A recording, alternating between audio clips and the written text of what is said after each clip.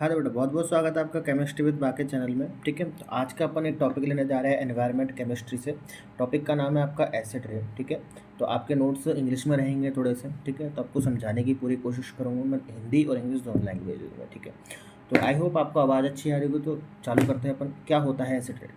Acid rain is a form of precipitation. किसकी form होती है? प्रेसिपिटेशंस की फॉर्म होती है। क्या क्या है इसमें? रेन, स्नो, फॉग और मिस्ट।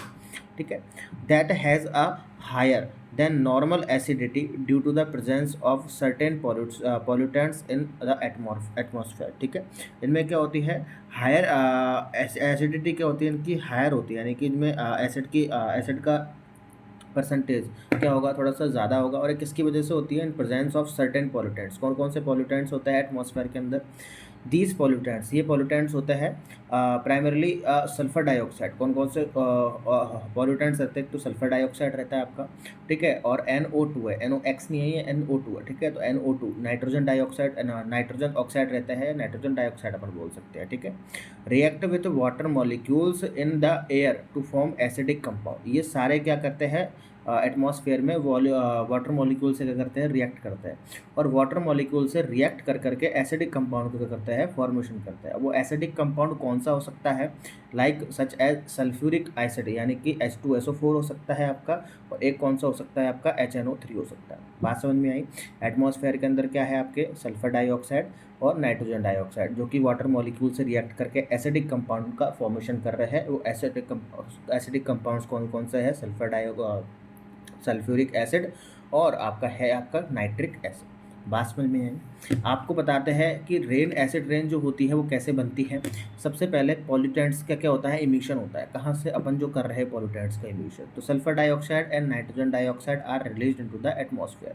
तो सबसे पहले क्या होना है यहाँ पर? सल्फर डाइऑक्साइड और नाइट्रोजन डाइऑक्साइड क्या होती है? एटमॉस्फेयर में रिलीज होती है फ्रॉम ह्यूमन मेड सोर्स। अपन ने जो सोर्स वगैरह बनाए हैं, ठीक है बेटा, पर गाड़ी घोड़ा चला रहे हैं, फैक्ट्रीज, इंडस्ट्रीज, इन सब वगैरह से क्या होती है? Sulphur dioxide, nitrogen dioxide release होती है, जो कि एनवायरनमेंट में जारी है। Such as fossil fuel burning, fossil fuels के बर्न करने पर रिलीज हो सकती है, पावर प्लांट से रिलीज हो सकती है, फैक्ट्री से रिलीज हो सकती है, और मोटर व्हीकल से भी क्या हो सकती है? रिलीज हो सकती है। कौन? सल्फर डाइऑक्साइड और नाइट्रोजन डाइऑक्साइड। अब पॉल्यूटेंट्स का एमिशन हो गया, कहाँ कहाँ से हो रहा है? फ्यूल्स के बर्न करने से, पावर प्लांट से, फैक्ट्रीज से और मोटर व्हीकल से। कौन से पॉल्यूटेंट? सल्फर डाइऑक्साइड और नाइट्रोजन डाइऑक्साइड। बात क्लियर है? अब इनके केमिकल रिएक्शन देख लेते हैं। These pollutants undergo chemical reaction. ये केमिकल रिएक्शन के अंतर्गत जाते हैं इन the atmosphere with water, vapour, oxygen and other substances present in the air. ठीक है, तो प्रेजेंट एयर के अंदर क्या करता है? बहुत सारी वाटर है, ऑक्सीजन है, इन सबसे प्रेजेंट रहती है, तो इनसे क्या करती है? रिएक्ट करती है। सल्फर डाइऑक्साइड रिएक्ट करती है वाटर मॉलिक्यूल्स प्लस ऑक्सीजन से और सल्फ्यूरिक एसिड का फॉर्मेशन कर रही है। देखो, सल्फर डाइऑक्साइड वाटर से रिएक्ट कर रही है और ऑक्सीजन के मॉलिक्यूल से रिएक्ट कर रही है, तो ये क्या बना रही है? H2SO4। रिएक्शन को बैलेंस करेंगे तो यहाँ पर यहाँ पे हाफ O2 आ जाएगा। ठीक है, सल्फ्यूरिक एसिड क्या कर रही है? फॉर्मेशन कर रहे हैं। ऐसे ही नाइट्रोजन डाइऑक्साइड वाटर के साथ रिएक्ट करती है। नाइट्रोजन डाइऑक्साइड वाटर के साथ रिएक्ट करती है तो किसका फॉर्मेशन करती है? नाइट्रिक एसिड का प्लस नाइट्रस एसिड का। NO3 को बोलते हैं नाइट्रिक एसिड, NO2 को बोलते हैं नाइट्रस एसिड। ठीक है, तो इसका क्या करती है? फॉर्मेशन करती है। तो देखा कैसे पॉल्यूटेंट्स जा रहे हैं और केमिकल रिएक्शंस के थ्रू यहाँ पर सल्फ्यूरिक एसिड और नाइट्रिक एसिड बन रहे हैं। यही सल्फ्यूरिक और नाइट्रिक एसिड क्या होता है? ज़मीन पर आते हैं फॉर्म ऑफ रेन, तो क्या होती है? उसको एसिड रेन बोलते हैं। ठीक है, तीसरा क्या है? Formation of acidic precipitation. The sulphuric acid and nitric acid formed in these reaction dissolve in water droplets in clouds. ठीक है, अब ये जो अपने के दोनों बने, सल्फ्यूरिक एसिड बने, नाइट्रिक एसिड बने, ये दोनों क्या होते हैं? वाटर मॉलिक्यूल्स के ड्रॉपलेट्स के साथ डिजॉल्व हो जाते हैं और डिजॉल्व होकर के एक प्रेसिपिटेशन बनाते हैं। या तो रेन की फॉर्म में नीचे आते हैं, स्नो की फॉर्म में नीचे आते हैं, फॉग की फॉर्म में नीचे आते हैं, मिस्ट की फॉर्म में नीचे आते हैं। ये क्या सारे क्या होते हैं? ज़्यादा एसिडिक, मोर एसिडिक होते हैं एज़ कम्पेयर टू नॉर्मल, क्योंकि ये क्या है? Strong acid, H2SO4 HNO3 strong acid. तो वो जो वाटर मॉलिक्यूल्स हो गया, जो रेन हुई, वो क्या हो जाएगी? अपनी मोर एसिडिक हो जाएगी। ठीक है, बात समझ में आई? Normal clean precipitate has slightly acidic around 5.6 due to the natural presence of carbon dioxide in the atmosphere. जो नेचुरल रेन्स वगैरह आपकी होती है, उसका नॉर्मल जो होता है आपका 5.6 pH के अराउंड होता है। लेकिन हाउएवर एसिड रेन क्या बोल रहा है? Acid rain typically has pH value 5.0 and in some cases it can be low as 4.0, यानी कि पीएच वैल्यू जो एसिड रेन की होती है वो नॉर्मली किसके नीचे होती है, 5 से भी कम होती है, 5 से भी क्या होती है, कम होती है, और कुछ कुछ केसों में 4 से भी ज़्यादा कम हो जाती है और इससे भी ज़्यादा कम हो जाती है, विच इज़ क्विक एसिडिक। ये बहुत ज़्यादा ही क्या होती है, एसिडिक होती है। अब ये जो रेन आ रही है बेटा, इसको अपन क्या बोलते हैं, एसिडिक रेन बोलते हैं। बात समझ में आई। अब ये एसिड रेन किस किस तरीके से क्या कर रही है, एनवायरनमेंट को हार्म कर रही है।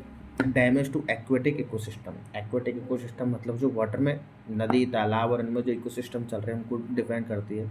When acid rain falls into lakes, rivers and streams, it can lower the pH of water. जैसे ही वाटर लेक्स में, रिवर्स में, तालाबों में, नहरों में जैसे ही गिरेगा वाटर, तो वहाँ के वाटर की पीएच को क्या कर देगा, कम कर देगा। कम कर देगा मतलब बहुत ज़्यादा एसिडिक कर देगा। तो it can be detrimental to aquatic life. ये एक्वेटिक लाइफ के लिए क्या है, बहुत ही खतरनाक है। क्यों? क्योंकि specially fish and other organisms sensitive to changes in pH. जैसे ही पीएच की वैल्यू चेंज होएगी तो फिश, रहने वाली फिश और छोटे छोटे माइक्रो ऑर्गेनिजम्स जो वाटर के अंदर रहते हैं उनका लाइफ क्या आ जाएगा, खतरे में आ जाएगा। ठीक है, तो पहला तो ये है आपका डैमेज कर रही है एक्वेटिक इकोसिस्टम को। दूसरा, हार्म टू वेजिटेशंस। वेजिटेशंस को कैसे कर रही है, acid rain can damage trees, crops and other vegetations by leaching essential nutrients from the soil and damaging the leaves and needles of plant। ठीक है, तो जैसे ही एसिड रेन पड़ेगी तो वहाँ पर क्या होगा, लीचिंग स्टार्ट हो जाएगी। लीचिंग मतलब होता है एक तरीके से मिट्टी का सरकना, जिसके अंदर बहुत सारे एसेंशियल न्यूट्रिएंट्स वगैरह है। वो एसिडिक रेन की वजह से क्या होता है, लीचिंग होने लगती है, वेजिटेशंस खराब होने लगती है, लीव्स, रूट्स, नोड्यूल्स, सब पे क्या होता है, इफेक्ट पड़ता है। किसका, एसिड रेन का। बात समझ में आई। ऐसे ही कोरोशन ऑफ मटेरियल है। Acid rain can accelerate the corrosion of certain materials. कुछ कुछ मटेरियल्स ऐसे होते हैं जिनका कोरोशन क्या कर देती है, बढ़ा देती है। कोरोशन में जंग लगना स्टार्ट हो जाता है। सच एस मेटल्स में जंग लगना स्टार्ट हो जाता है। स्टोन्स जो होते हैं बेटा खराब होने लग जाते हैं। ठीक है, कंसर्न एंड एंड कंक्रीट जो होती है वो भी आपकी क्या हो जाए, लग जाती है, ख़राब हो जाती है कंक्रीट भी आपकी। Leading the deterioration of buildings, statues and other structures. जितनी भी बिल्डिंग्स वगैरह है, स्टैच्यूज़ वगैरह, ये सारी चीज़ें, ऐतिहासिक इमारत भी क्या होने लग जाती है बेटा, ख़राब होने लग जाती है। कभी देखा चीज़ें वाइट कलर की इमारतें हैं, स्टैचू से पीले पड़ते जाते हैं, कुछ कुछ चीज़ें काली पड़ती जाती है। किस लिए, एसिड रेन की वजह से तो हो रहा है बेटा। सॉइल डिग्रेडेशन की बात करें, सॉइल डिग्रेडेशन कैसे हो रहा है, acid rain can make soil more acidic. क्योंकि एसिड रेन होएगी, वाटर के अंदर एसिड ज़्यादा है तो सॉइल को भी क्या कर देगी, एसिडिक कर देगी। Reduce its ability to support plant growth and potential, releasing toxic metals. ठीक है, जो कि क्या कर देगी, इसकी एबिलिटी को ख़त्म कर देगी, रिड्यूस कर देगी। कौन सी एबिलिटी को, सॉइल की को, जो कि प्लांट को ग्रोथ करने के लिए रिक्वायरमेंट होती है। ठीक है, और इसमें से टॉक्सिक मेटल्स क्या हो जाने लग जाएंगे, रिलीज होने लग जाएंगे, such as aluminium into the soil. Aluminium क्या लग जाएगा, सॉइल के अंदर रिलीज होने लग जाएगा, जो कि प्लांट्स के लिए क्या है, बहुत हानिकारक है। एल्युमिनियम तो बेटा ह्यूमन बॉडी के लिए भी हानिकारक है, इसलिए एल्युमिनियम के बर्तन में कभी भी नहीं खाना चाहिए, ना ही कभी पकाना चाहिए, क्योंकि वो अपन को हार्म करता है बेटा। ठीक है, तो ये थी ओवरऑल आपकी एसिड रेन। ठीक है, तो आपको समझ में आई हो, प्रॉपर नोट्स के साथ है आपके साथ। ठीक है, आप स्क्रीनशॉट भी ले सकते हो या बना भी सकते हो, समझा मैंने आपको दिया है। ठीक है, बहुत बहुत धन्यवाद आपका चैनल में बने रहेंगे वीडियो तक, एंड तक देखने के लिए। तो वीडियो को लाइक ज़रूर कर दे, चैनल को सब्सक्राइब कर दे और शेयर भी कर दे, ताकि दूसरे लोग भी अच्छे से देख पाए। ठीक है, तो बहुत बहुत धन्यवाद आपका। मिलते हैं नेक्स्ट लेक्चर में।